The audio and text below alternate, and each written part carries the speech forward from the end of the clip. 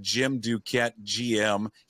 You're in New York City right now. You're on the studios. You're covering for the Mets. You've taken your time out to join us. It's unbelievable. Thank you for doing it. How are you? What a crazy day. Crazy day. Crazy. I love it. The deadline is absolutely nuts. Always is.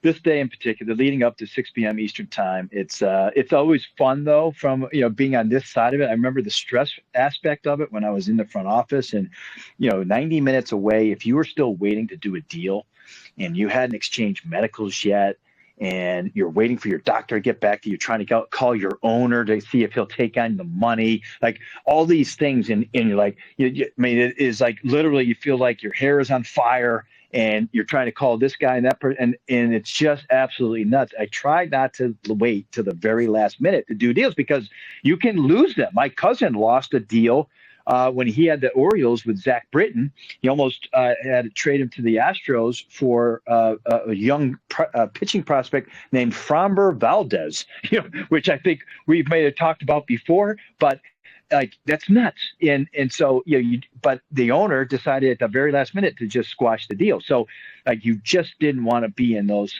shoes. The same owner, by the way, squashed the deal for me when I had Miggy Tejada traded to the Angels. So it's just, you don't want to go down to that last day, because not only does it affect you, but it affects the other team too. The other team is like they're in good faith negotiating this deal. They're going down this road like, hey, you can trade him, right? Yes, I can trade him. Okay, they're going, and so they put all of their eggs in this basket too. And that year, Houston ended up pivoting to get Justin Verlander at the end of August when they went for my cousin with Zach Britton. But that was in a waiver claim that they took at the end of it was the end of August. So again, that's the cautionary tale of waiting to the last minute. You just don't want to be in that spot. Jim Duquette is going to be with us here for about the next half an hour. Then we're going to cut him loose. He's in New York City covering for the Mets. He says if there's a big deal that comes down, he is bolting out. You are waiting. The Mets personnel and Mets people are waiting on who? Who's the big trade target that you'd have to bail on us for? So the TV here, SNY, they're the Mets partner and the home of the Mets on their TV. They said that any deal for Pitt, and they just traded for Paul Blackburn. You've seen him. He's in Oakland. He's a back-end starter. But if Blake Snell gets traded to the Mets, all hell's going to break loose here in the studios, and we got to go. So I will give you the 2-minute warning if that happens. I don't think it's going to. But there's always that possibility. What would it take with the market? We're going to get into the Mariners here. We're going to get into the move they just made. I promise Mariner fans. They just had a reliever from the Marlins, JT Chargois. Am I saying it correctly? You got it. Chargois. You said it right. What we saw the price tag yesterday for Yusei Kikuchi, which was unbelievable. What Houston gave up to acquire him. Is that a similar package or more for Blake Snell? The hard part on this is he's making $31 million, right? So Kikuchi was making far less. Snell, so you have to pay the third of that. So it's $10 million this year and potentially $30 million next year. And depending on how you view Blake Snell, that could be good or bad. Lately Snell's been fantastic. His last 4 starts, had the 15 strikeout game his last start. However, prior to that, it's been up and down. He was late to the season, as we've talked about in spring training, and he's a late signer. So, he could go back to the old Blake Snell too, and struggle down the stretch. So there's that cautionary tale. Or if you trade for him, and he pitches well down the stretch, he could opt out. And so that's the tricky part. Those are complicated deals, the opt-outs or opt-ins, depending on how you view it. And so, my opinion on this is if you're taking all the money, then it's a lesser prospect. And I'm just looking real quick. So Tanner Scott is going to the Padres, if you just saw that. So the left-handed reliever from Miami going to San Diego. But so it would take maybe a bottom 10, 9 or 10 in your pipeline prospect and another, player in that area. And you have to take out all the money for Blake Snell. But as you mentioned, in that Yusei Kikuchi deal, that blew the lid off the Mm-hmm. market. And the reason why we didn't have many starting pitchers leave this morning is we needed the market to reset after what Dana Brown with the Astros did on that one, because he gave up 3 major leaguers, basically young, talented, to some degree talent, for 2 months of a rental for Yusei Kikuchi. Surprised that, okay, so the market right now, and we'll get to the Mariners in a quick second. The surprise with the flurry of moves. What has surprised you? What has not surprised you so far, Jim? So far, I'm not surprised at the flurry. There's always plenty. We're seeing relievers. They always tend to go at the very end. There's still a ton of relievers still available, but I think when you look at that, I'm not surprised by the level of activity. What I'm surprised at is Jack Flaherty hasn't been traded yet. Jameson Taillon with the Cubs, he hasn't been traded yet. Blake Snell has not been traded. Tyler Anderson. Those are 4 starters that I expected at least 2 of those would be traded, and they haven't been yet.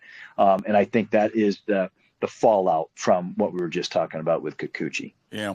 Let's get into the reliever the Mariners just added, JT Chargois from the Marlins. He had not pitched a ton this year. He was on the IL. He was dealing with a neck issue. He had a setback. A good reliever, though, since coming back. He's 16 innings, a little over 16 innings. He's got a 1.62 ERA. Tell us about JT. This is a guy they've had before. They had him a couple of years ago when they dealt him, I think it was to the Rays, a couple of years ago. A good addition that this moved another piece, another arm in the back of their bullpen. Quality, they have, lockdown pieces, it looks like, in their bullpen. It's no matter where you want. You have depth there. Scott Service has depth. I think that I like that about him. He's is a sinker slider guy, right? And the sinker is a pitch to contact. He throws that almost 60% of the time, about 94 miles an hour. And it's a smaller strikeout rate on it. It's under 10%. So that's a pitch to contact pitch for him. So you better catch the ball behind him on that. But he does have a good slider. The slider, about 85 miles an hour. It's got good depth to it. He throws that 40% of the time. And he's got a strikeout rate of about 31%, which is above the league average. So I think, you'll see he does also mix in a 4-seam fastball. So it's like his, classic 2-seamer down, 4-seam up. Slider kind of mixes off of different sides of the plate, and a guy that you knows how to pitch. You've seen him. He knows Seattle. Like all those things, kind of check the boxes. Yeah, the additions so far that they have made. I mean, they have been certainly. Well, they've been the most active team. I mean, Rosarina, they got Justin Turner. They've added Garcia. Do you think they're done? What else is out there for them to add? What are you hearing? What are they looking at? Well, I'm still hearing that they may go down this another bat, and they've been looking at a corner guy. Let's go, Jerry DePoto. Listen, there's not a lot left, but they could. So one of the things that he said, he came on my show on Sunday. One of the things he said to us was that he could go a corner outfield and move Rayleigh to first, and then Rayleigh and Locklear would split time at first. Locklear is in their future for sure, but I feel like that's in a little bit of a dicey situation for the rest of the next 2 months because of how young he is. I think if they found a third baseman, Rojas could rotate around. Like there's I think his ideal position would be somewhere in that either corner. In infield or outfield. There's just not a lot available. The guy that really fits for them is like a Luis Rengifo. Rengifo could play third, and he's a left-handed bat. He might be a switch now, but he's a left-handed. I mean, he's a quality player. He got a couple years of control on it. He's with the Angels right now. So, they're still, I think, in play, the Angels to move him and a couple others. But they don't. DePoto doesn't. I don't think he's ever pulled off a trade with the Angels, right? Because of his relationship with Moreno. I don't believe that he has. I think Perry Manassian, with knowing that, the Mariners still have a strong farm system. I think that I think he's gotten the okay to go ahead and make a deal and would do it within the division.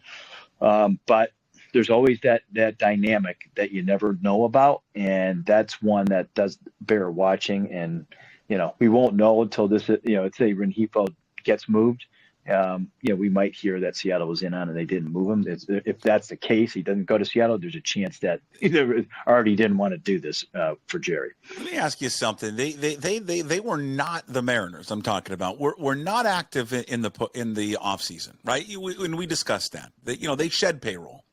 They got rid of money, but they have been. It's so polar opposite what they have done leading up to this deadline coming up in a little over an hour. What do you think has changed? So I think that what has happened is, being in first place helped a ton, right? Creating that buzz in the town, that helped a lot. And when you saw the reaction of the fans and everything that was going on, and then you saw them fading and they didn't have enough offense, partly was, okay, you blame the front office, or you can blame ownership that they didn't spend the money to have a good offensive team. But you could see the remnants of a very good team if you just added a couple of offensive pieces. So I think it was a sales job, and a good one at this, by Jerry Dipoto, their front office, Hollander as well. Like you go to ownership and listen, our pitching is the best in the league. Right. Starting pitching, bullpen, like there's almost no debate. And we need some more offensive help. If you're willing to give that to us, we think we can win the division or get to the postseason and make a deep run. And pretty much anyone who looks at this team, sees that imbalance, and you go, yeah, that makes total sense. And I think that, to their credit, they've embraced that for sure. Do you think it's been reported? Ryan Divish will join the show coming up in about 25 minutes, and it's been reported that they're very secretive about it, that both Dipoto and Service are in the final years of their contracts right now. Do you think that adds for Dipoto a sense of urgency to do something if that is the case? In essence, I need to make a flurry of moves and obviously improve this team. One, because we've got a good team. You just mentioned the pitching staff, but also to, save my job, keep us working here beyond this year. Well, I do think that, I'll give a slightly different response, which that's natural. The human element. If you're a GM, you want to go for it. You want to obviously, keep your job and get an extension here. But I also feel that part of your sales pitch could very easily say, listen, if you're holding me accountable for the success or failures of this job, then you got to give me the opportunity to go out and make this team competitive. And let's go for this, because I think, with some, smart moves, and it doesn't have to be a ton, we can get there, and we can do it for X amount of dollars.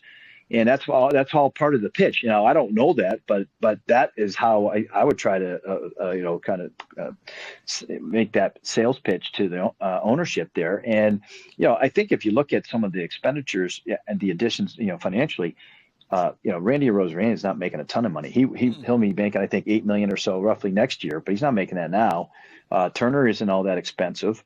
Neither's a reliever. So they're not, they're not adding a ton to their payroll either. And I think you should see a pretty big bump here with the attendance as they're successful the last 2 months. Okay, so with the addition of Arozarena, with the addition of Turner and Garcia and now Chargois, have they done enough? If they don't make another move, have they done enough to propel them to win the division and make them serious World Series contenders? I think they've done enough. I think I would like to see one more offensive piece. Let's see what happens in the next, now we're inside of 90 minutes. There are deals that are done last minute, and sometimes they don't get announced till after the deadline's over, because, you have to, submit these, to Major League Baseball. And sometimes there's a lag there. I've seen that happen. Sometimes 30 minutes after the deadline, you see some announcements. But I do think that they've done enough. And, from this point, again, now this is provided there's a, health too in this. You got to stay healthy. But if you make the comparison to who they're competing against, and that's Houston and Texas, I think that they've at least held serve. And I think they've actually made up ground on the Astros when you look at that imbalance that we just talked about. And I don't think Houston's pitching is as good as the Mariners. So where, Houston's offense might be better than Seattle's, it's not that far now because of the additions, and the pitching, is still superior there, Seattle to Houston. So I think it's, neck and neck there between those two teams. All right, the big name out there, you and I, in the weeks and months leading up to this, every single week I sit there and I ask you about the same player, and you have been consistent from day one, even though it's pissed me off, Duquette, and you said that he's not going to be available. They are not going to trade Vlad Guerrero Jr. Now you said that we're within 90 minutes now of the deadline. Again, it does not seem like he's going to be dealt, correct? Correct. The one thing on this that with Toronto is, and this is where it gets into like, okay, people think they should move him, and so now you're giving up 2 seasons, right? So it's bad enough that they are losing this year and they expected to win, but now you trade Vladdy, who you were going to have for next year too, and you're giving away and giving up on next year too. Like, you're not wired that way from a front office perspective, organization, unless you're going to start to rebuild, and they're not at that point yet. So I never really believed the rumors on Vladdy, even though at times I was like, maybe they're going to change their mind. But I mean, he flat out told us, and circumstances change sometimes. I thought, there might be a chance they would consider it, but they were consistent. So I was consistent because they were consistent that they weren't moving he or Bo Bichette.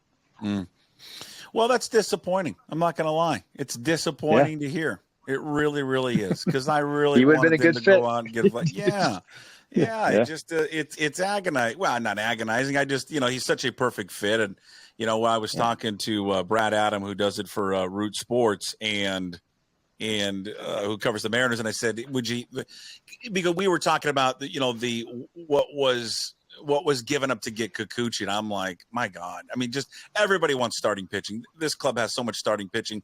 Would you consider trading Castillo for him?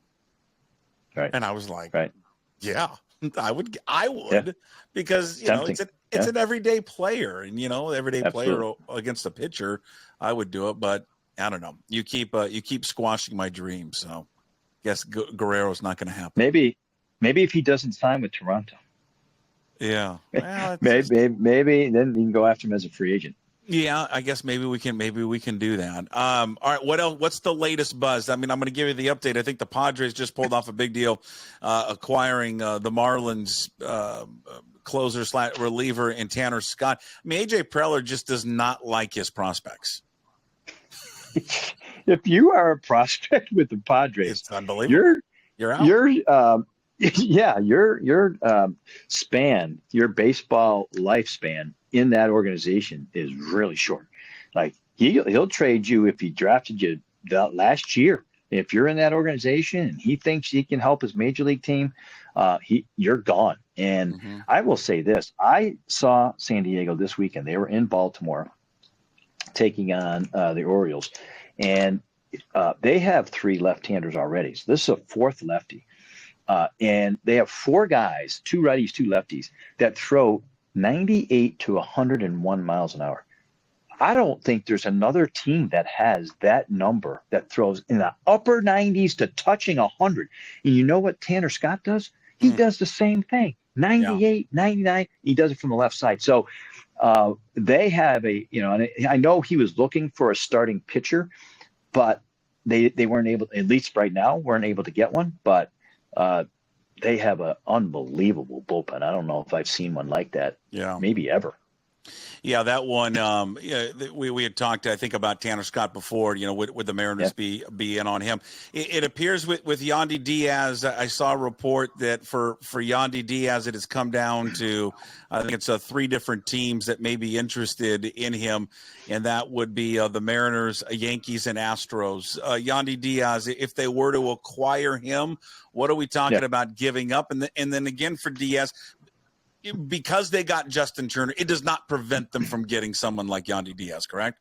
That's correct. And, Turner can, it's going to, likely get a lot of DH role. He may play a little in the field, but, he's 39 years old, so you don't really want him to do that. He's an accomplished hitter. And we talked about Justin Turner in the sense that, that guy that you want around the cage, the hitter that you want that talks hitting all the time, like JD Martinez is one, so is Justin Turner. And so He like don't underestimate, don't get too concerned about his numbers. His numbers since early or mid June are better also. Batting average close to 300 since the middle of June, and not a ton of power, but he's an RBI machine. But for me, if you could get Yandy Diaz, like the asking price or the price tag would be similar to a Rosarena. Like Yandy is an established hitter, line drive hitter, and actually. I would like that a lot for Seattle if they can make that move. I always wonder, though, when you do deal with a team already, sometimes it's easier because they know your system well, and you're trying to get certain players and extract them. You're like, oh well, I didn't get those three, so I want them as part of the Yandy Diaz.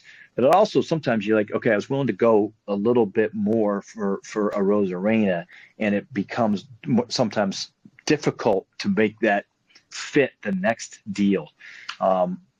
So you're in, and then you're going to it would be 4, 5, or 6 deep in the Mariners prospect level. If you take Yandy, you go somewhere else, you can maybe get their higher level prospects. So that's the kind of back and forth on Yandy. I would love to see it though in Seattle, man. He's a really good right-handed bat. Yeah, and he can play first. Yeah. Okay. Let's break down the moves that they've made. Justin Turner. For those who would say, look at Justin Turner, and go, well, he's 39 years of age. He's past his prime. Okay, but and he certainly has had a step back this year. But what does he add to the team, Jim, that could not just help him on the field, but the stuff that he brings behind the scenes inside the clubhouse? Yeah, first off, he's an experienced run producer, drives and runs. It wasn't that long ago he drove in close to 100, I think, for the Red Sox 2 years ago. Last year he was, again, pretty high in terms of the runs batted in. He's mostly contact guy. Now he doesn't have a ton of power.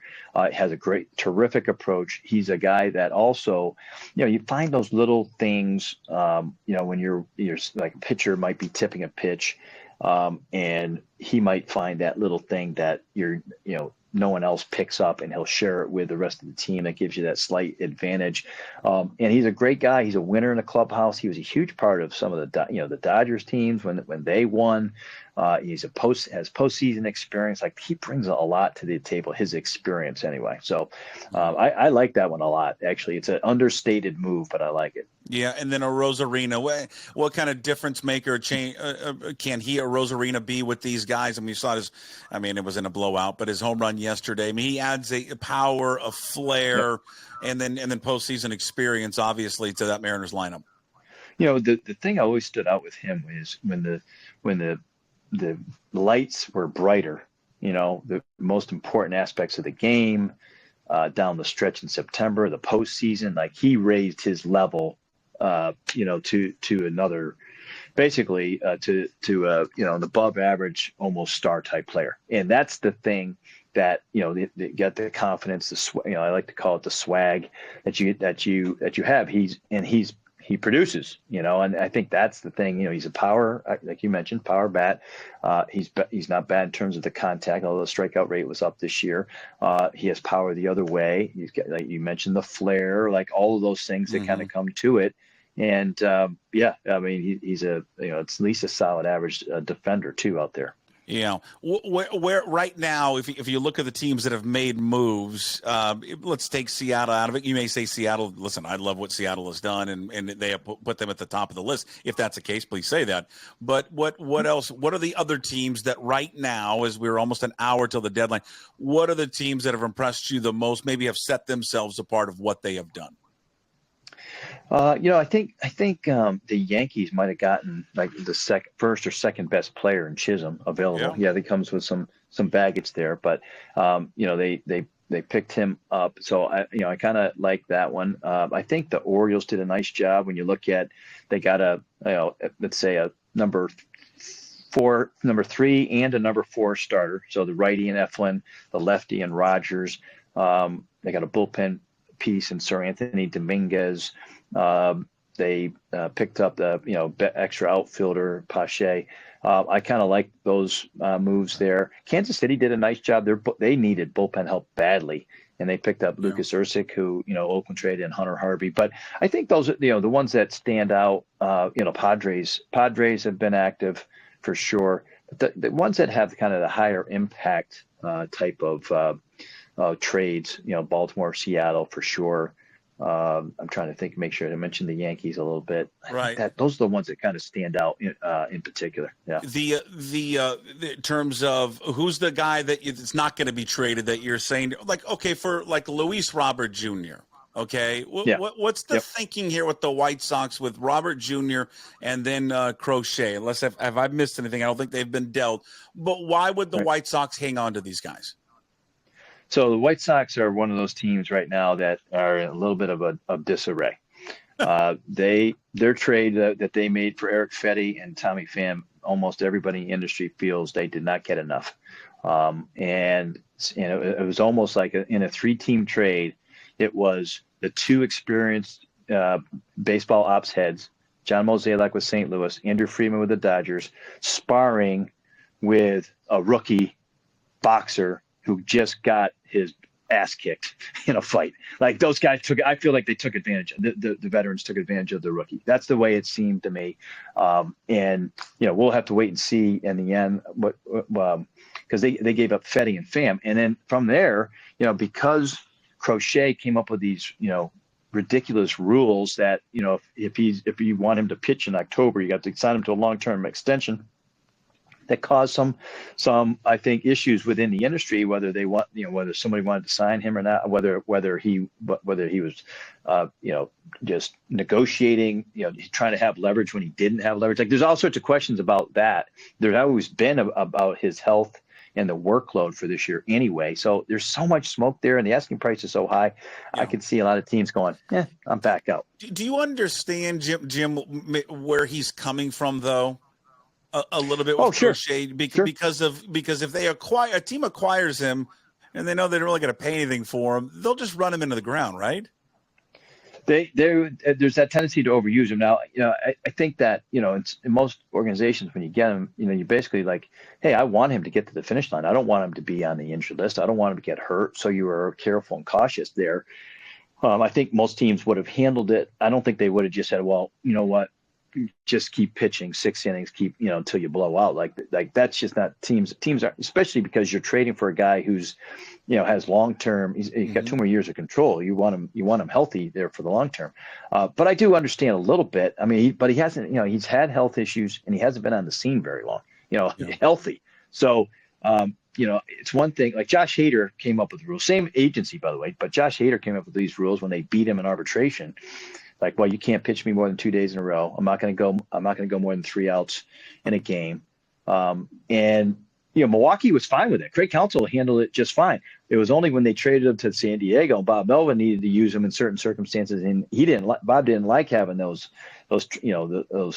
leash that on Hader. So it becomes an issue if you let it become an issue. Did you think, I know that they made one move for the reliever. Did you think the Rangers, at least as of now, it's 2:00 Pacific, so 5:00 Eastern, back where you're at, so an hour to go in the deadline. I know, and we'll let you go. I know you got to run, but are you surprised the Rangers haven't been more active?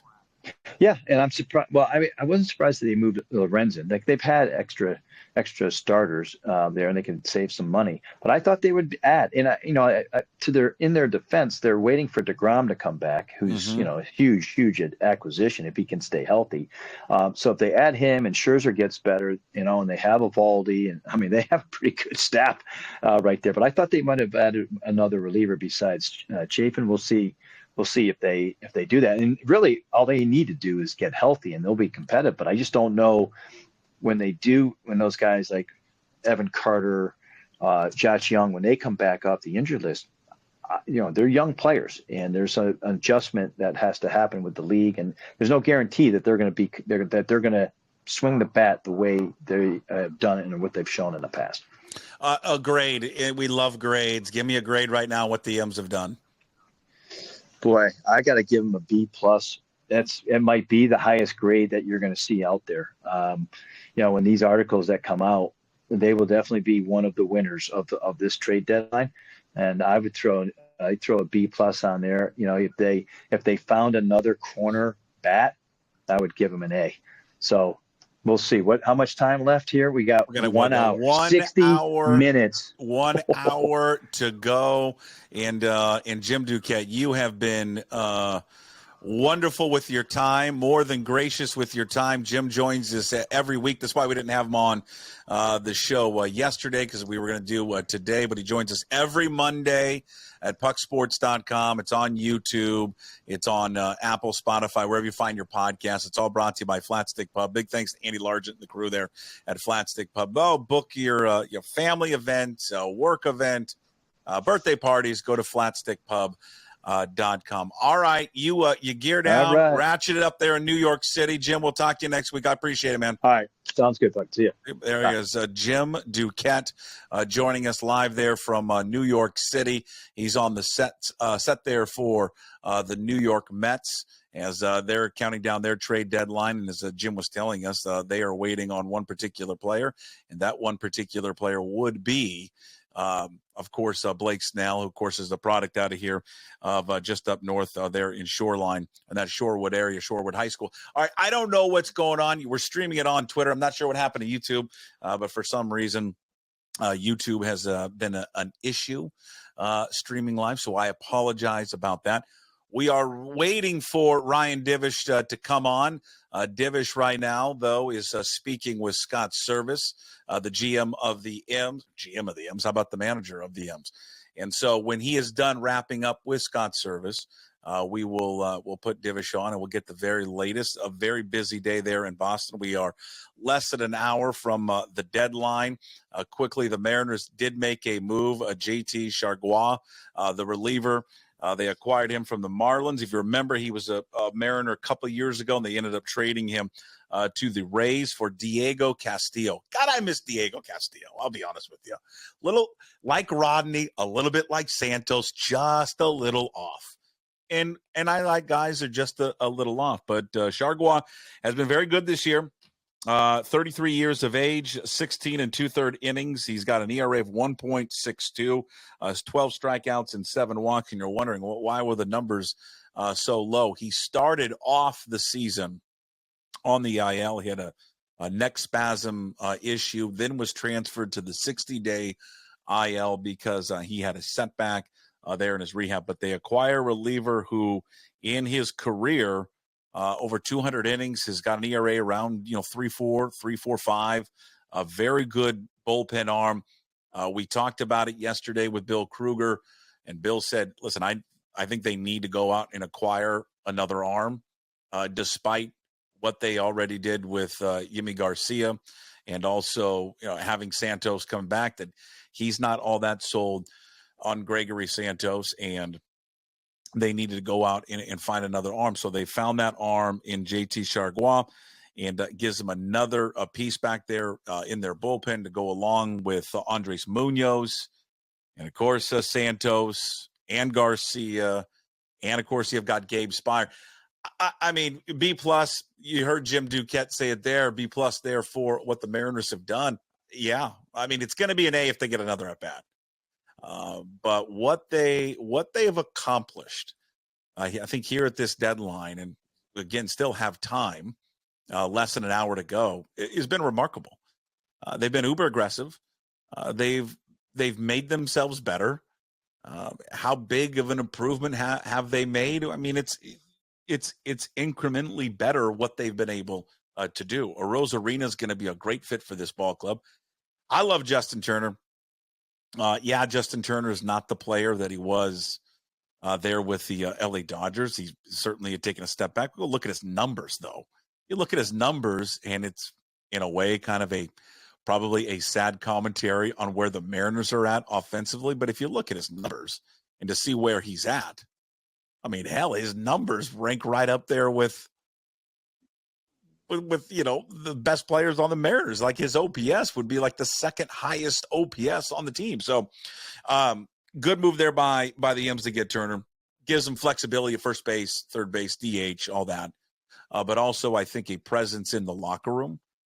It's maybe something that they've been missing, a veteran leader with playoff experience. And he's going to provide, all of that coming into that clubhouse. And, they have been as aggressive as they have ever been under Jerry Dipoto. I mean, certainly even more aggressive that when they went out and acquired Luis Castillo there from a few years ago. They have been aggressive in terms of offensively recognizing exactly what was their issue, and their issue clearly was offense.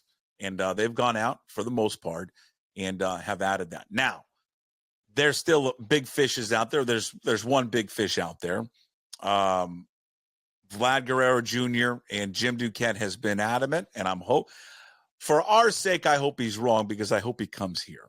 But Duquette, if you've been following along of every time that we have had him on, he has maintained because they've had the GM on his show along with Jim Bowden that they do on Sunday nights on MLB Network Radio.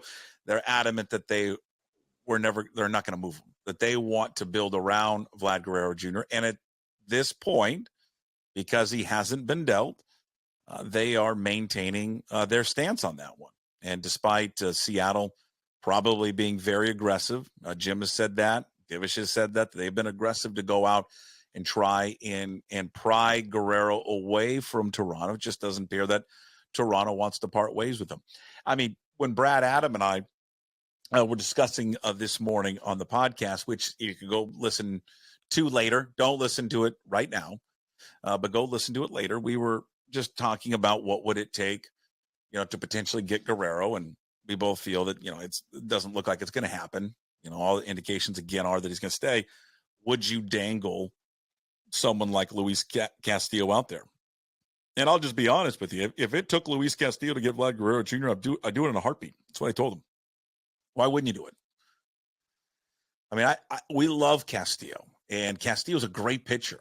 One thing that this ball club does not hurt or lack right now is starting pitching, and their ability to find starting pitching, to develop it, whether it's acquiring talent, free agency, or drafting. They're unbelievable at it. Their issue has always been to find offense.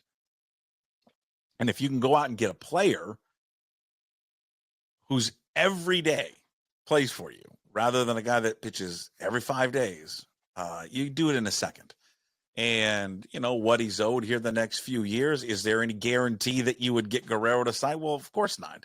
And that's the risk you take. But, if I mean, it's probably not on the table. I'm just saying that it was a hypothetical that Brad and I discussed, and I said, yeah, I mean, I would do it.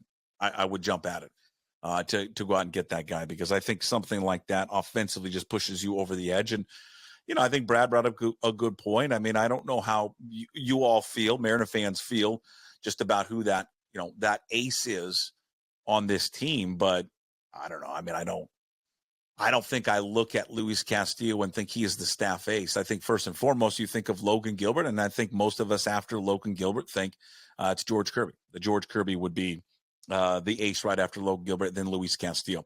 All right, we are less than an hour away from the deadline. We will go out to Boston. We will talk to Ryan Divish from the Seattle Times here shortly. Scott Service just meeting with them a few minutes ago. So when Divish is wrapping up there with Scott Service, we will head to Boston and get the very latest from Ryan. Big thanks again to Jim Duquette for joining us for the first half an hour of this MLB trade deadline show. And again, those who tried to watch on YouTube, not sure what happened to the YouTube stream. It just didn't work. I don't know why. The gremlins got to it, but we're live here, obviously, on X. We'll put this show up a little bit later there on the podcast, of course, on Apple, Spotify. We'll put it up on YouTube, and, of course, at pucksports.com. Again, there's no news on Garrett Crochet. You heard Duquette, say there that he had demands that if he were going to be traded, he wanted certain things to be met, parameters to be met, a contract and all those things. So, again, no movement on Crochet, no movement on Jack Flaherty. But, again, it appears the Dodgers are still engaging on trying to get both. That is the very latest from Bob Nightingale. So they continue to try to get them. The Padres, about a half an hour ago, get one of the best relievers in baseball in Tanner Scott from the Marlins. The Dodgers were another team that ran on Tanner Scott. There's been just a lot of movement. There's been a lot of trades that have been happening. The Mets got reliever Tyler Zuber just a little while ago.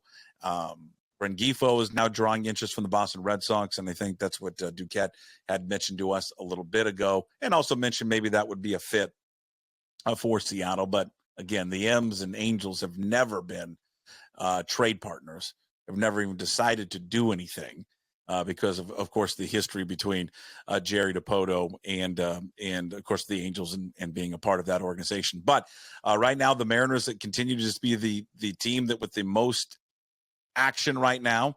They've certainly acquired the most talent so far to this date of what has transpired so far. In terms of offensively, I mean, there just hasn't been a number of offensive talent that has been traded at this moment. There's been a lot of pitchers. It just kind of tells you there is in a way that you are for Seattle. You're looking at this going, that's a great situation because, man, we have the strength of pitching. We've got a very good bullpen. We've got great starters.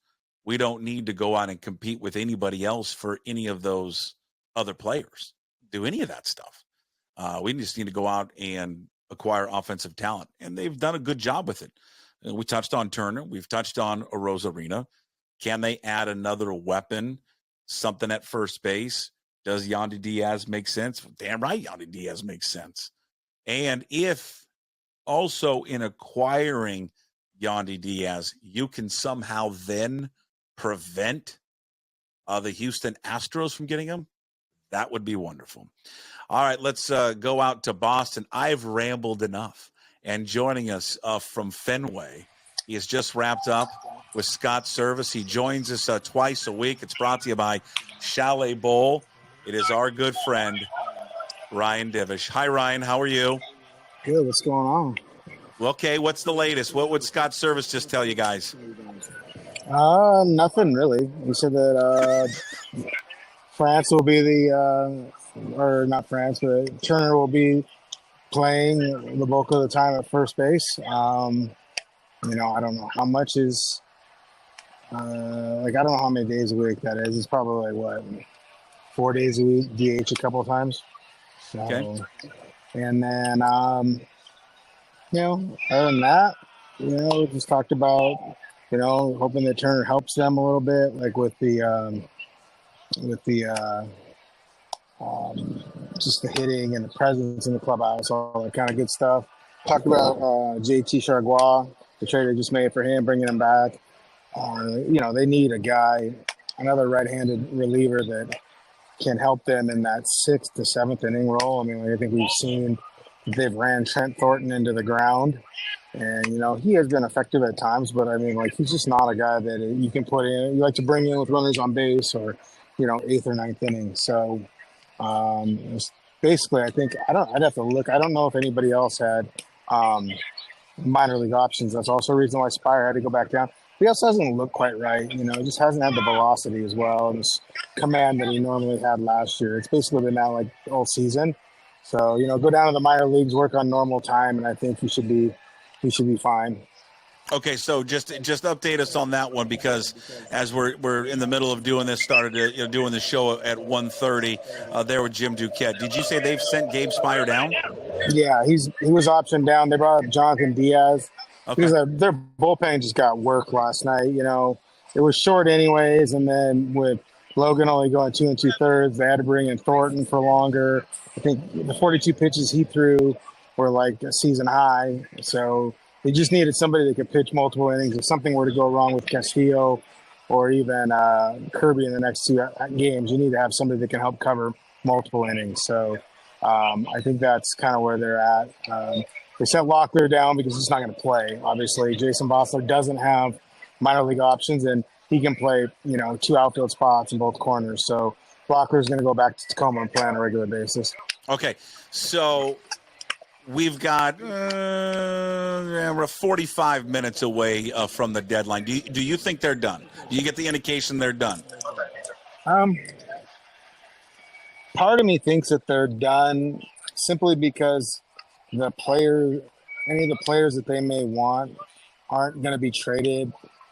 You know, I don't think I don't think Yandy Diaz is going to get traded. Heard some stuff that it sounds like he probably won't. And obviously Vlad Guerrero is not getting traded. I mean, like, they could probably do like the whole Joe Carter and throw in one last effort at like trying to wow the Rays. But in talking with some people I know, they didn't think the Rays were that inclined to trade Yandy Diaz, that they listened to offers because, well, they're the Rays, and that's what you do when you're in their position. You always listen to offers, but they didn't think that maybe they really wanted to trade him that badly. If you look at it, you know, what his money made and everything else, the Rays are getting all that starting pitching that had all the arm issues and the Tommy John guys back for next year. So they're still going to have a pretty good team next year. You know, so I think that I don't see very much happening. I mean, again, like, we never know because, like, what was it, a few years ago, they traded Mike Leake with 1 minute before the deadline. And remember, you can also, like, deals can come out after the deadline. They just have to have the paperwork into the major league office before 6 p.m. So deals can come out. Because Luke Raley was talking about that. When he was with the Dodgers, he was traded to the Twins along with another guy for Brian Dozier. Remember him? And he didn't find out till 45 minutes after the deadline. Like, he thought he had gotten through. He was all happy, and then he was walking to the park to take BP in the minor leagues. And they're like, "Hey, man, you've been traded. See ya. Go pack up your stuff." So, okay, give me a thought from your perspective on the addition of Justin Turner. Thoughts on that one? Just how much better does that make them on and off the field? Well, I think it definitely makes them better off the field. You know, he's got kind of that, you know, the whole veteran presence that everybody loves to get excited about. But he has been around. He's a very, well, you know, I mean, like, there's nothing quantifiable to measure about it. But, like, when you're around there, like, this is a guy that kind of can fill maybe that role of when things get hard or whatever. He's a very lighthearted, you know, he's on the field, he's very intense, but he's also very lighthearted. Like, he's one of the better dudes around baseball. And I think he has that kind of mentality. You know, he's been there. He's been through a lot of this.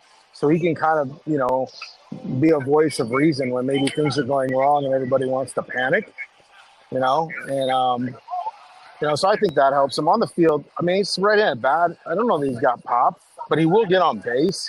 And that's what they need to get a guy. I mean, like, if you're not going to – they just don't have enough guys that have three, you know, on-base percentages over 375 or even over 350.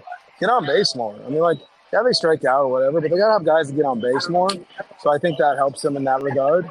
I don't know. I mean, like, you know, he's a right-hand bat with some pop. He's played before. I think he helps them because, like, you were going to be running a rookie out there who's striking out at over 40% of the time.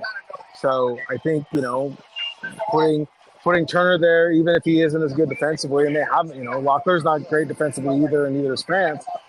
I mean, it's, you know, you feel like it should be still an upgrade just on the quality of the bats. And like I said, he'll probably play, I would say, 4 times a week out there, maybe DH some, you know, and I mean, that's the thing. The Mariners have a lot of DHs on this team. If you think about it, position-wise, like Haniger and Garver are kind of DHs, but you're going to have to play them, and Turner's kind of a DH. Well, I mean, Jack Z would love this team, all the DHs. This is Jack Z's wet dream. Yeah. They have to be like former Brewers though, and just like huge slug guys though that really can't play. Like, I mean, Mitch and Turner and even Garver were all viable defensive players at one point. It's not like you're bringing in Mike Morris or whatever, you know. So I don't know. I mean, like, I think they're done. Like I said, only not because they want to be done. I just think that what's left on the market, there isn't much there, you know. Like, they really, you know, they got Randy from the Rays. I'm sure they inquired about everyone, the Low and Lau and Yandy, but it doesn't seem like the Rays are going to move everybody. They're not going to dump everybody. You know, Pete Fairbanks would have helped them a little bit, but you know, Fairbanks would have been the best one ever because of his post-game stuff, his interviews. Yeah, He's a good reliever, but he's awesome. Because of that outing, sucked in every respect and every regard or whatever it was. It wasn't just a partial suck; it was complete, or whatever he said. Yeah, he's great. He's a kid. No, so I don't know. I mean, like, what we've seen, and none of the gigantic bats got traded. You know, I mean, Rosarena will probably be the biggest bat traded at the deadline, won't he? I mean, name a I'm bigger trying to hitter. think of I mean, I'm just trying to think of a bat that would trump him. I don't really think that there is. No, I don't either. And so it's like, I just, I don't know what the hell the White Sox are doing, but but yeah, I mean, like, it doesn't seem like there's anything else. And really, if you look, none of the I think there's like 2 top 100 prospects that have been traded, but it's like a lot of kind of mid-level prospects. So I mean, like what the Astros gave up for Yusei Kikuchi was pretty stunning. Even players in the Mariners clubhouse were talking about that. Like, oh my God, they gave up 2 big league players for 2 months of Yusei Kikuchi and a decent prospect. Let me ask you a hypothetical on that one. Brad Adam and I were talking earlier. You know the handsome Brad Adam. Yes. When you saw that, do you think the Mariners looked at that and went like, oh my God, if that's what Kikuchi is going to fetch, I'm just saying in a hypothetical, what could we get for someone like Luis Castillo? I mean, they may address that this offseason. You never know. I mean, like, they could, because the thing is, though, is like the pitching trades in season happen usually due to injuries and need. They seem to be higher because there'll be like a huge, a team will suffer through big injuries and they need a premium arm to get through it. But yeah, I don't know. I mean, hell, what would Brian Wu or Bryson Miller fetch in return where there is no money involved? Yeah. But the Astros don't have a lot of great prospects anyways. Their farm system's really been, they've kind of robbed from it. So, somebody used to say that about a Mariners prospects, like back before they made this run in the rebuild, they'd be like, yeah, the top 3 prospects in the Mariners systems are 27, 28, and 29 in somebody else's system. So, are you? How's your arm going to do? Are you holding up the phone or the iPad? Are you holding like you're going to tire out a little bit? No, I have it resting on my knee with the swollen ankle, and then I've got pure strength as well. I mean, like I wouldn't say Simone Biles level hand strength, but I think I'm up there. So can we get an update on the quickly listener and viewer? If you haven't been joining us, Ryan got stung by a stingray. How's the ankle? So it wasn't progressing back the way we thought it should. And I developed something like they call cellulitis, where it just swelled up and looked terrible. So I had to go on an antibiotic in case there was an infection in there. Oh. So I went on a pretty strong antibiotic. Let me tell you, trying to get an antibiotic, like when your physician or your medical care provider gets you the prescription and you try to get it that day in Tacoma, I mean, 14 trades happen easier than that. And so I spent most of my day trying to get that. But yeah, so and then you get on a plane for 5.5 hours and the pressure in there doesn't do a lot of good for it either. But it's looking a little bit less gross than it did before. But I had a pretty good sized cankle for a while that was all purple and red. So, all right. So let's recap the flurry of moves today that they made. Spire down, Locklear down. They had to activate Turner Chargois that they traded. What am I missing? They called up Jonathan Diaz as a long reliever. Okay. And then they traded for Chargois, who'll be here tomorrow, I think. And I don't know where Miami was, or what's left of Miami anyways. Traded for Chargois, and they sent a guy named Will Schonberg to the Marlins for Chargois, who is just an undrafted free agent that they got after he got out of Davidson. So pretty crazy. I mean, JT Chargois was part. So yeah. I was talking with Haniger about this because we were wondering who on the team actually played with Chargois in 2021. And it was Haniger. Cal was there, just gotten called up. Dylan Moore. Yeah. And I think that's it. Yeah, that's it, right? Yeah, it's got to be it.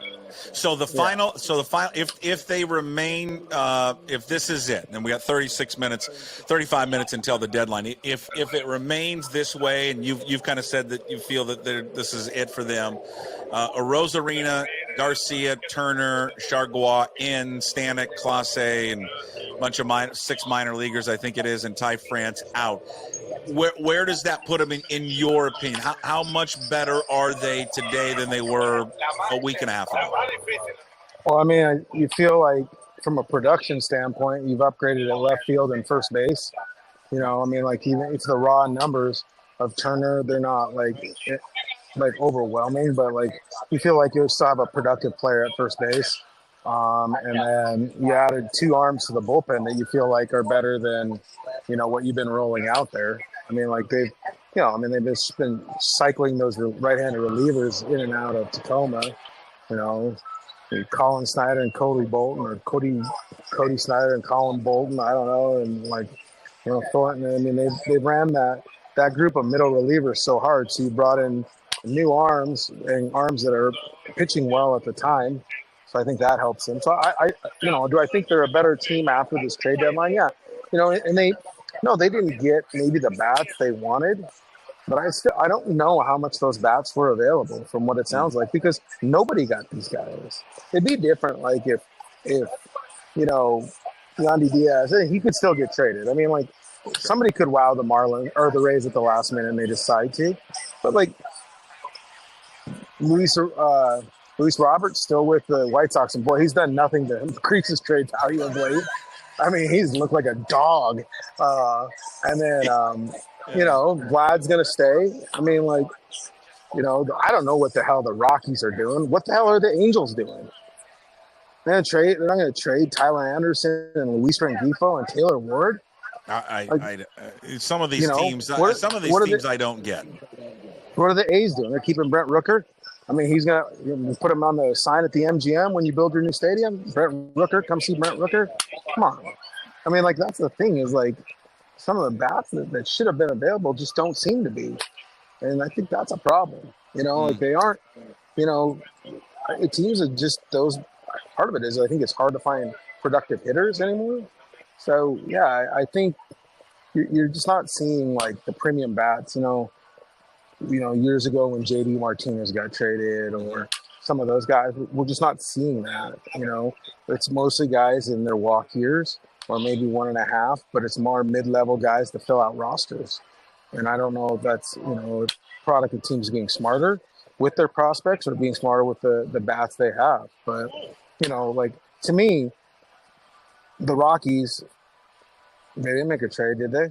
They made a trade. I think they traded one reliever away. If they did, I don't recall them making a deal. The Rockies didn't make a trade. The A's traded away a reliever and then Paul Blackburn. Well, yeah, you know, and then, you know, the Marlins have dealt everybody. But what have the White Sox done? You know, like, have they traded Fetty yet? Yeah. Fetty went to the. God, don't hold me to it. I want to say the Cardinals. Yeah, right? I think that's right. Yeah, he was part of that three-team deal. Yeah. So, like, it's really weird. It's not weird. I think part of it is like teams just don't want to part with productive hitters that, you know, they have the potential, because I think it's so hard to hit. And like some teams are not willing to give up their prospects the way they used to as well. Either. Yeah.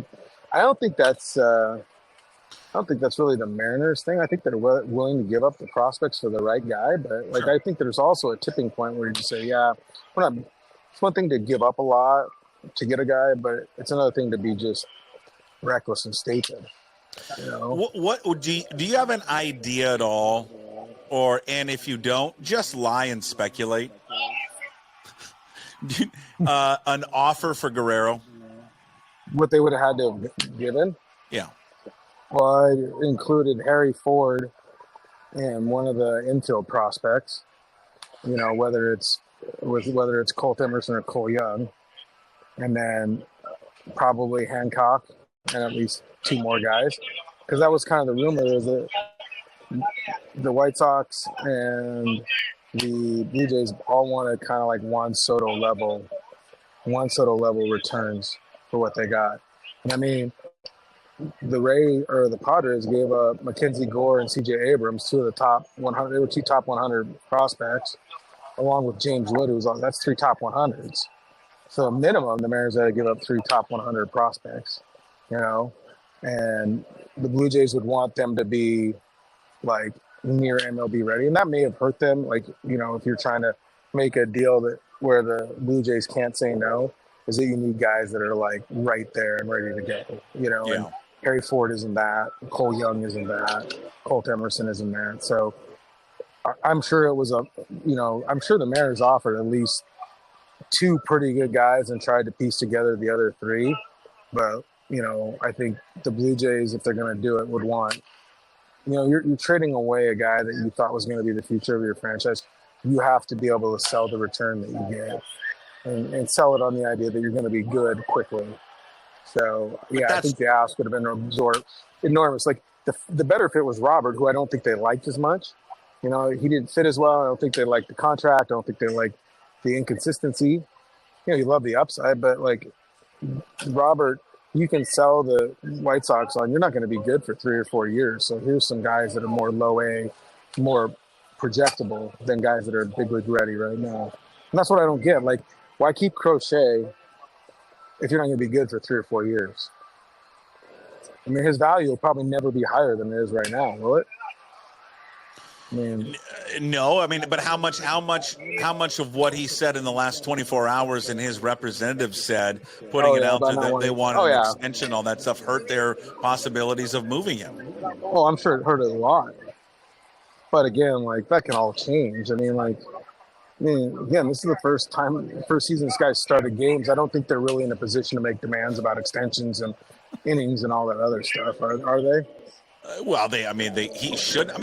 Here's the thing with him. I kind of see both. I talked to Duquette about this. I see both sides of it. I see him wanting to kind of protect himself a little bit where he's at, but then I also see the other side of, man, you are in a real crap situation right now. Why wouldn't you want to get out of that and go play for a contender and play in the postseason and help somebody out?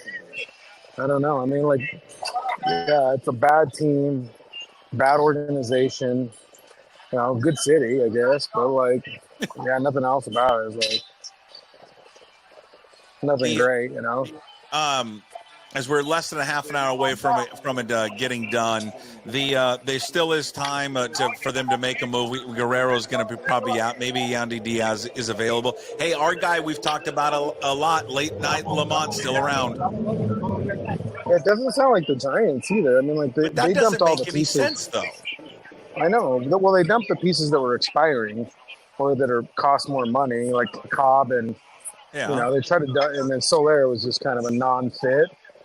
But, I don't know. Yeah. If I guess it's are you going to, if you're going to do one thing, why not go all the way with it, and kind of move Lamont Wade and move, Matt Chapman or whatever, instead of just okay, that's a very kind of a wishy-washy stance. Okay, we're not really going for it, but we're not really rebuilding, or we're not really trying to get better for years ahead. It's a very Mariners thing if you think about it, just trying to piece it together.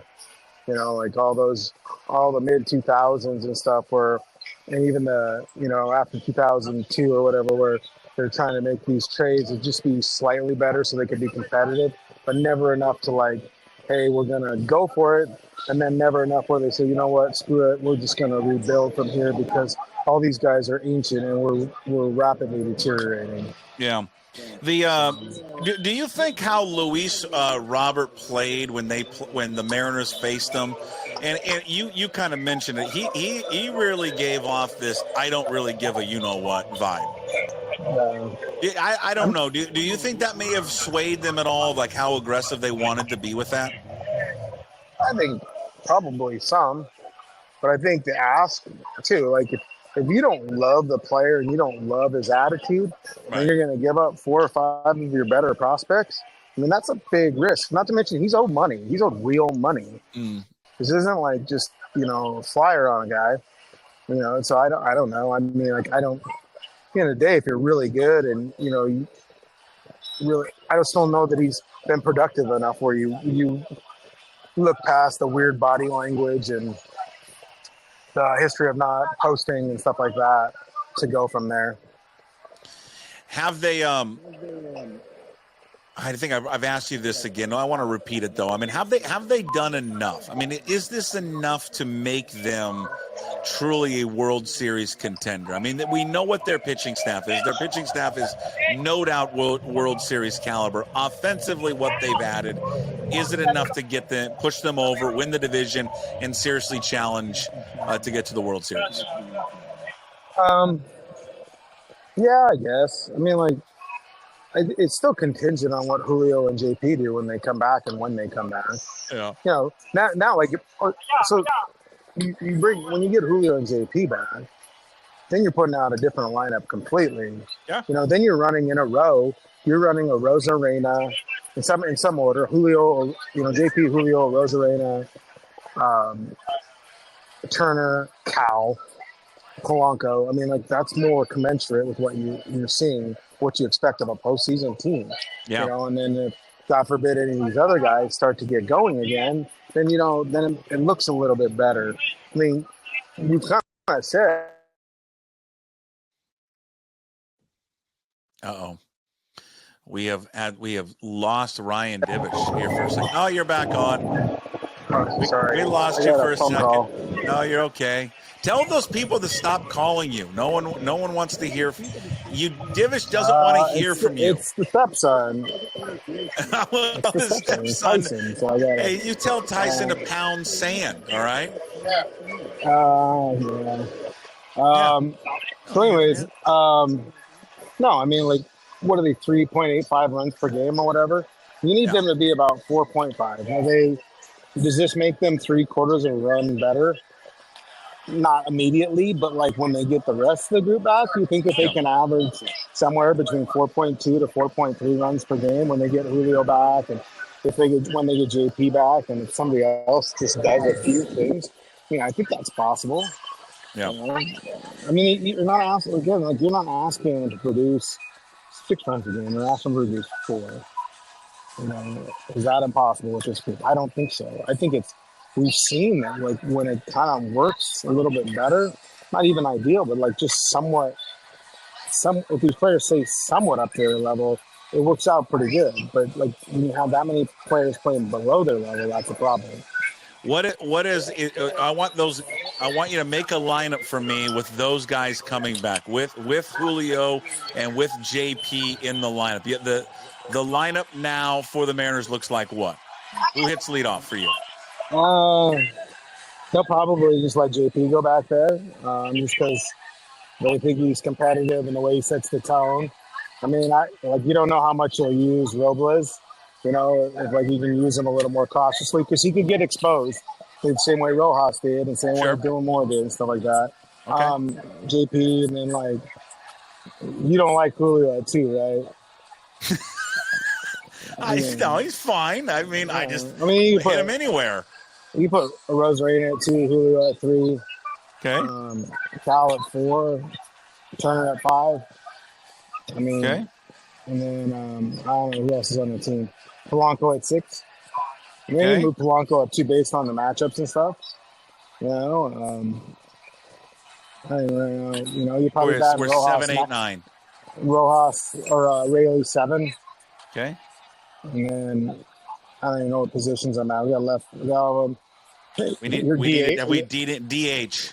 Yeah, your combination of Garver, Haniger at 8, and then Rojas at 9. And you could move Garver, Haniger up based on matchups as well. I mean, that's not a terrible lineup.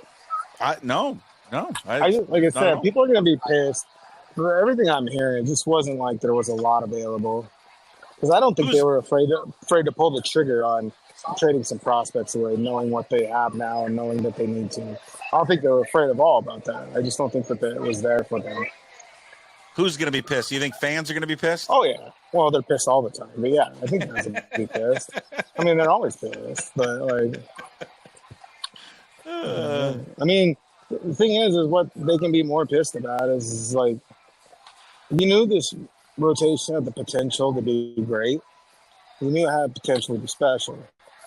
And because your ownership nickel and dimed them, Yeah. you had to make all these moves where you're, they're, again, like we use different metaphors, like Jim Moore at the bar at 2 a.m. shopping from the crowd, or, like, it's like me and you, though, too. It's just like, it's me and you on a Saturday at college football. All of a sudden you look, you're $200 down. You're going to run it with Hawaii, with somebody playing at Hawaii, because what's that's the line on Air have. Force? Yeah. Yeah. You put yourself in that position. And that's kind of what the Mariners did. Like, Right. the ownership put them in a position where they had to make lateral moves to adjust their roster.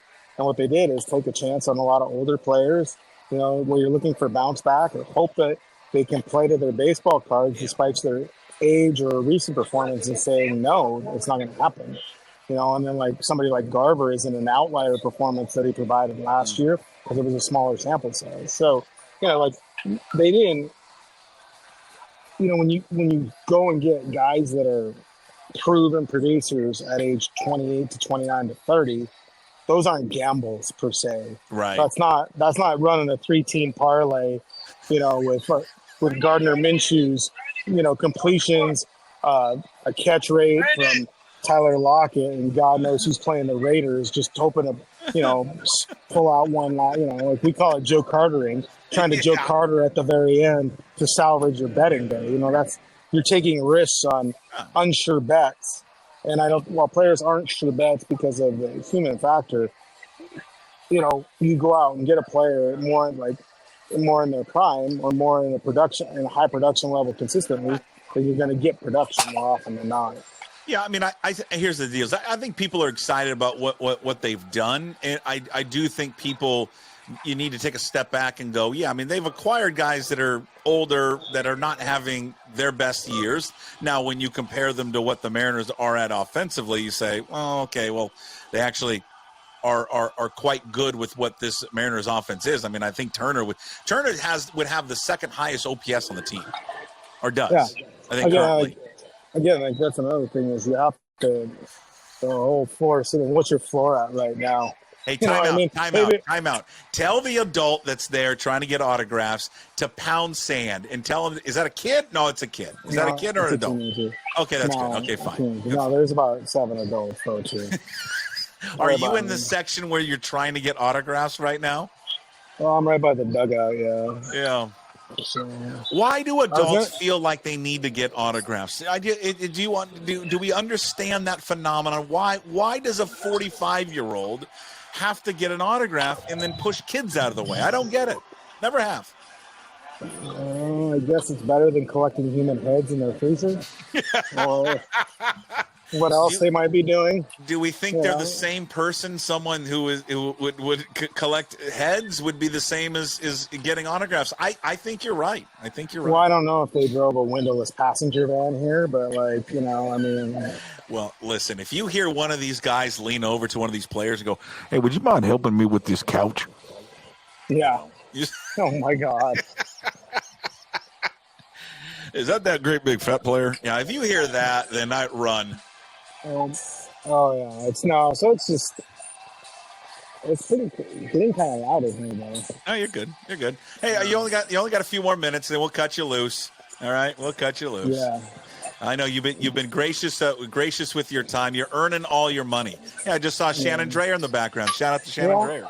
Yeah. Oh, she's got to go talk to somebody else. I don't know who. She doesn't want to talk. She doesn't want to talk with you. Yeah. Well, I guess here's the thing: is I think you can get excited. I think you can have both opinions. I think you can get excited what they've done because they've improved the team. But I also think you can then be critical of what they didn't do in the offseason because it allowed them to do this, and they really didn't add.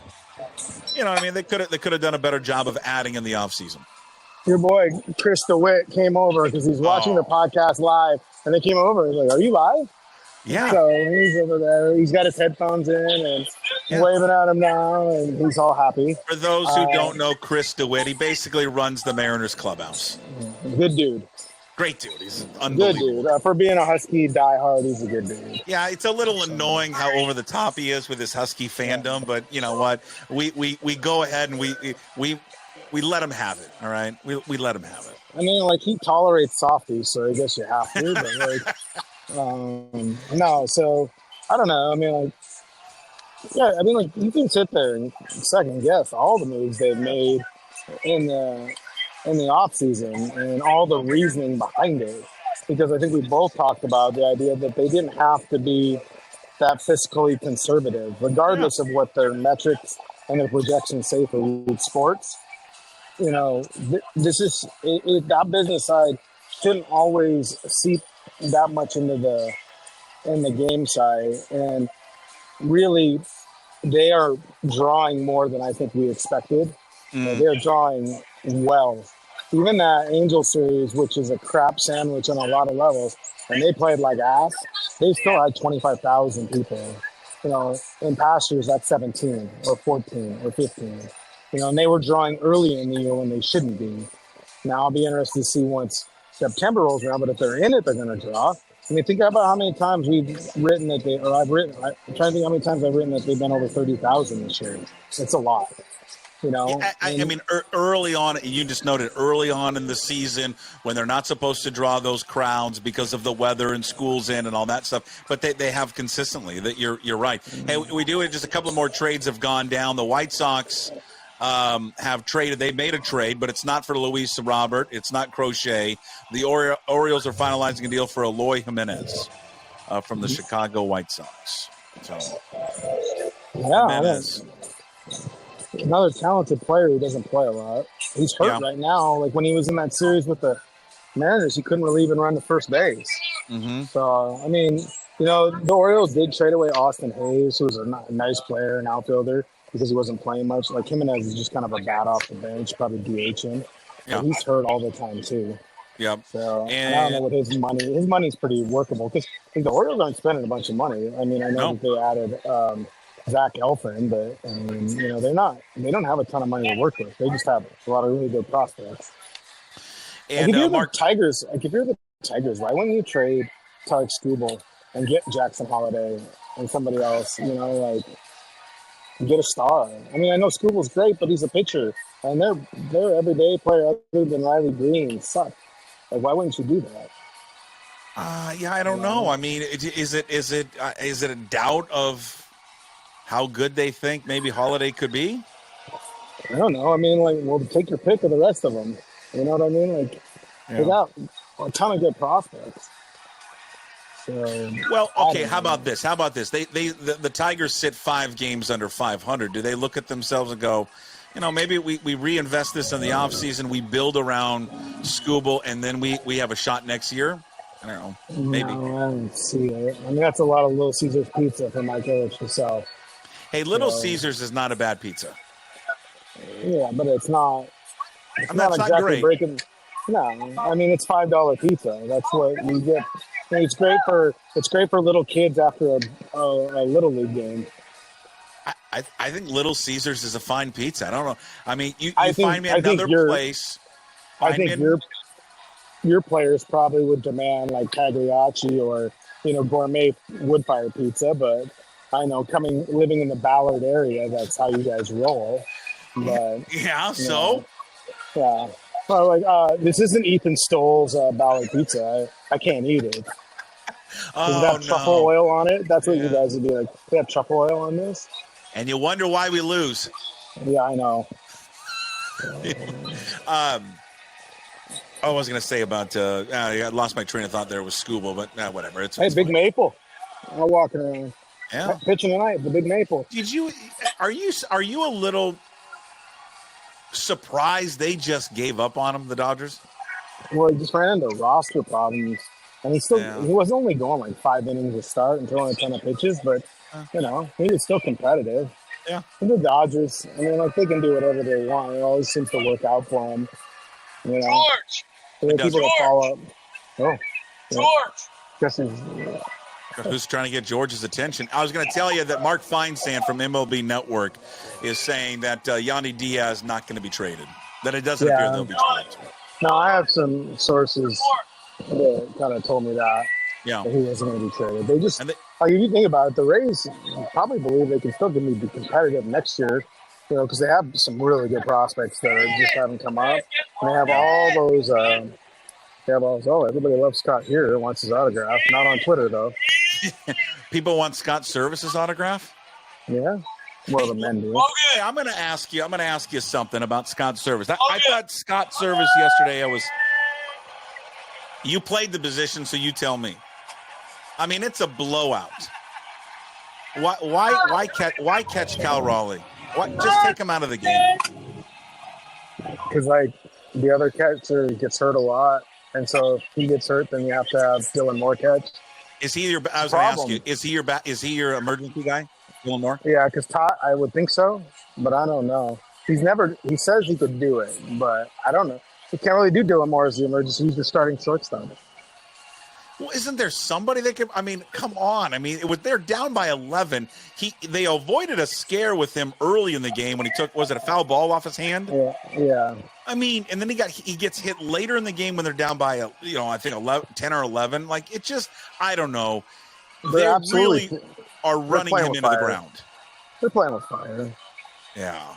I mean, I don't know. That's just where they're at.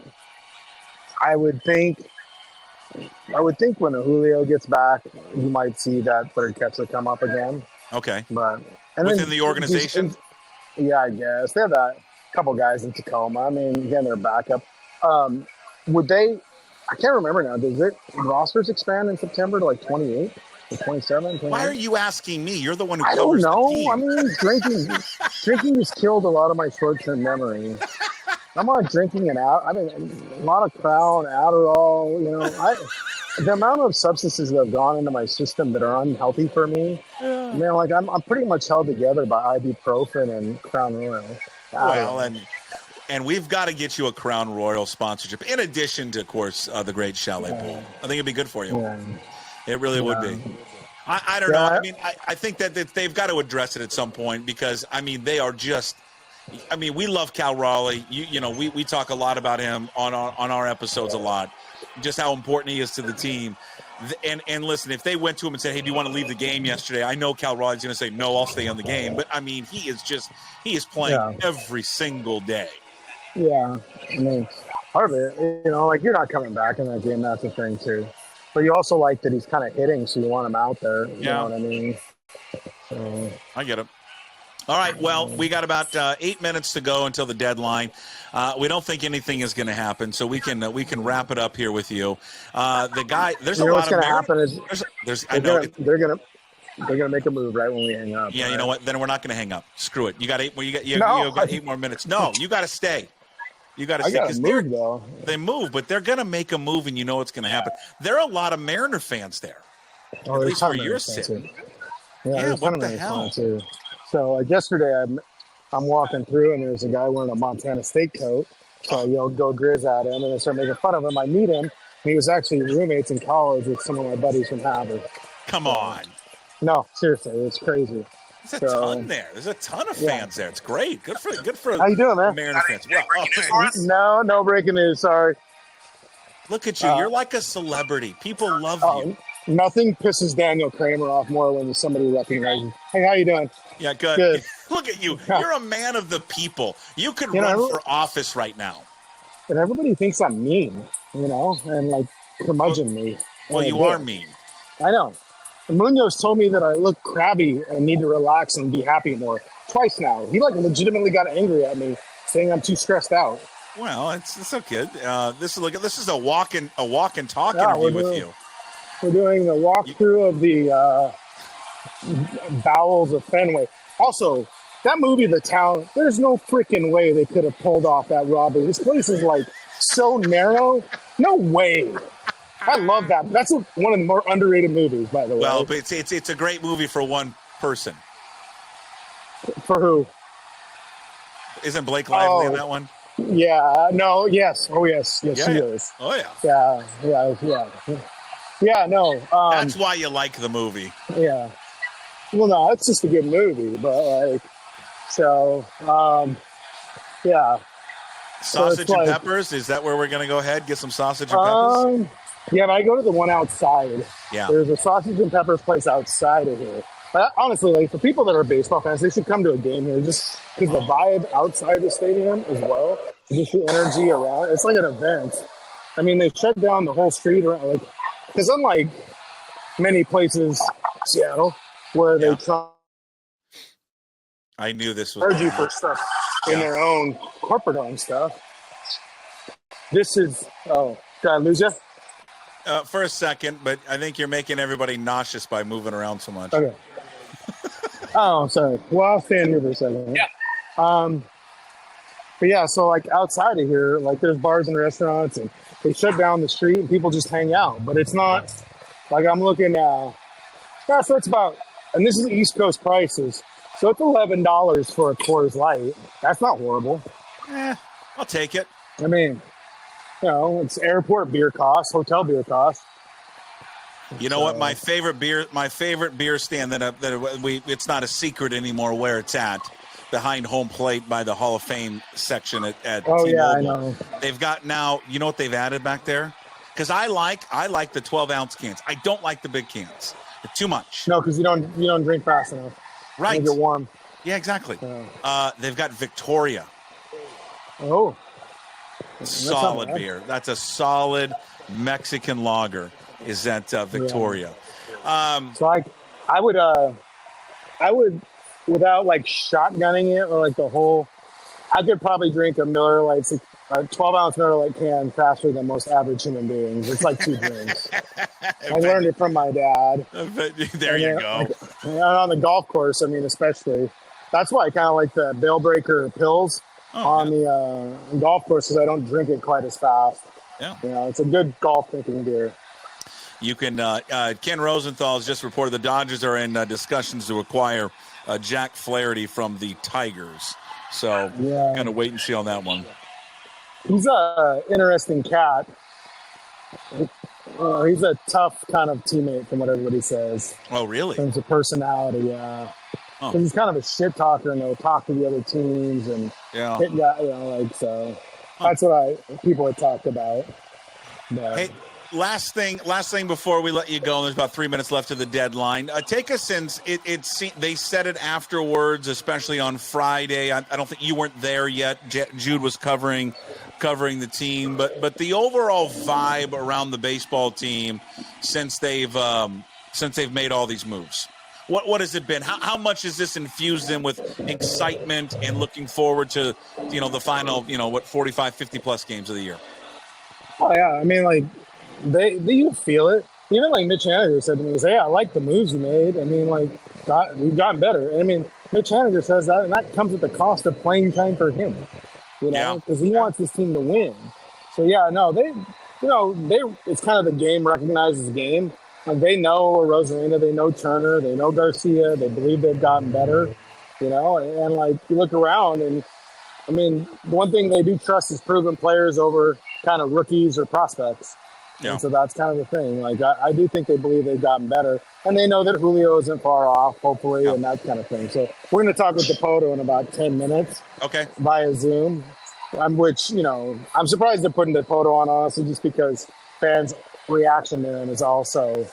Hollander's much better for this. They should learn their lesson, but. Well, yeah, because it's just like I like listening to Jerry because ultimately he's the final decision maker. Sure. But like, given what happened, anytime we put him out there, people just have a adverse reaction to anything he says. Well, I thought they had a good. If they don't do anything more, I thought they had a good 2024 MLB trade deadline. Hey, last thing for you. What happened with you and Passan on Twitter? What's going on? Oh no! So like so I was listening to the Evil Empire radio show, and they said that they made a reference that they get their news from John Heyman and not Passan. I'm like, like there are many things I'll take those are fighting words right there. You can't be using Heyman, like if people want to sit there and say that Daniel Kramer is a better beat writer than me, I'll allow it, Jude is better looking than me, I'll allow it. But you say there are other writers that you bring up the wrong name, I'll probably fight you. It's like, like something about Mary when they touch Warren's ear and he just starts swinging. You bring up the wrong name, I'll just start swinging. Yeah, we're not going to bring up that wrong name. All right. There's several. There's multiple. I know. Jack Flaherty, speaking of passing your guy, Jack Flaherty has indeed been dealt to the Dodgers. So, yep. All right, go talk to Jerry DiPoto. I appreciate it more than you'll ever know. You spent an hour in the stands at Fenway, now walking through the bowels of the stadium, all for just because you're a good guy. See, that you're changing your reputation. You're a good guy, and everybody knows it. I know. I try. All right, buddy. For now. I'll talk to you soon. See Thanks, you, Divish.